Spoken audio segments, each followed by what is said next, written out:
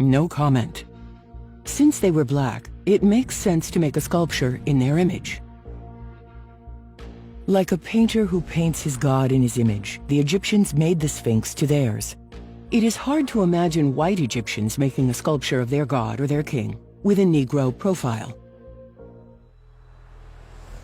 Yes, you heard the word Negro. It is unfair to show you a recipe without showing you the real chef of these monuments.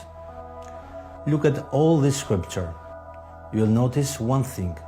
They all have broken noses.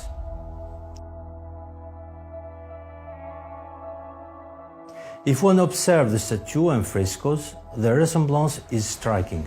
The nose, the big lips. Indeed, many statues have a broken nose because they had, as they say, a Negro noses.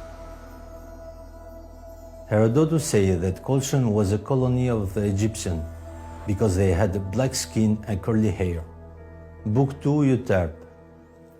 The Colchians were an African colony which migrated to settle near the Black Sea. Aristotle also spoke of the Egyptians, describing them as excessively black. Those who are excessively black are cowards.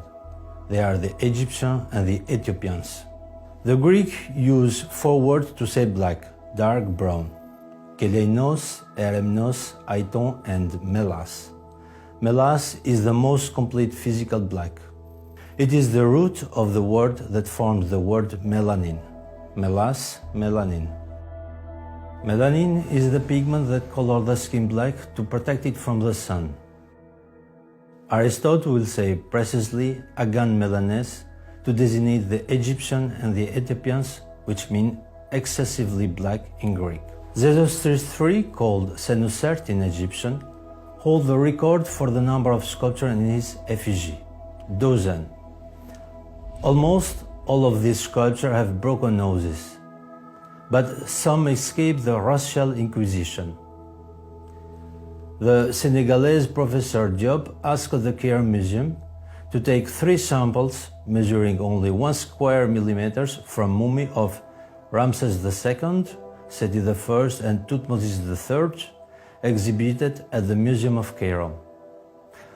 Once the sample would have been analyzed, they will have revealed the level of melanin. The higher the rate of melanin, the darker the skin. That I put at the disposal of the participants of the conference so that we can observe them under a microscope. And we can absolutely see the degree of melanin under the skin of ancient Egyptians. There is enough left despite the partial destruction of the epidermis.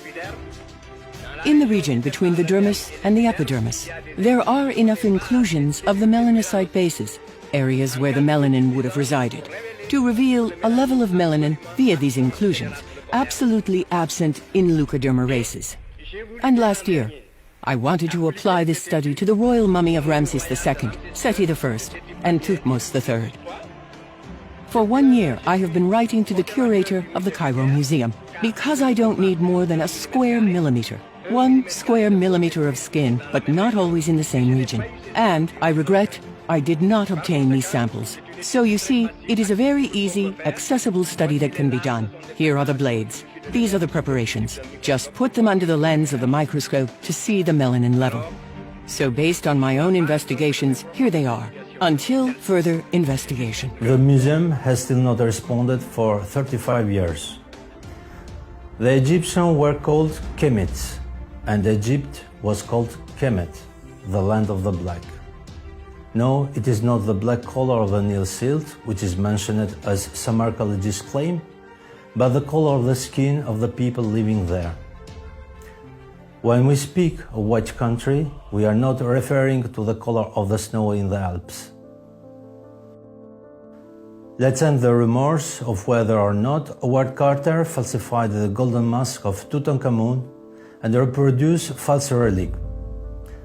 Observe the mask of Tutankhamun and the face of this African girl.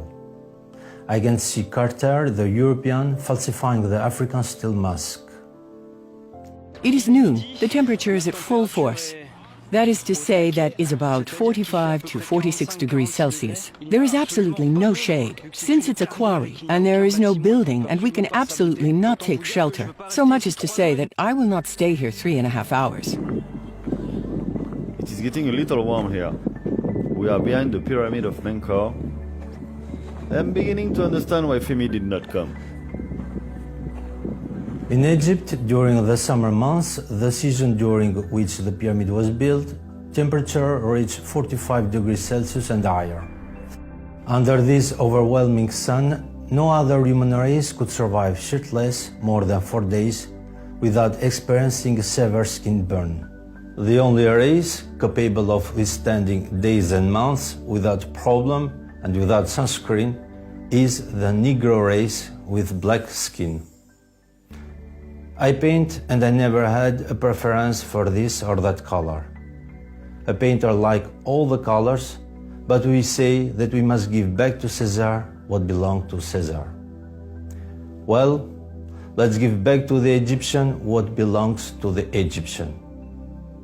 The Egyptians of the pyramid for millennia were Negroes, neither olive-skinned nor mulatto, but charcoal black.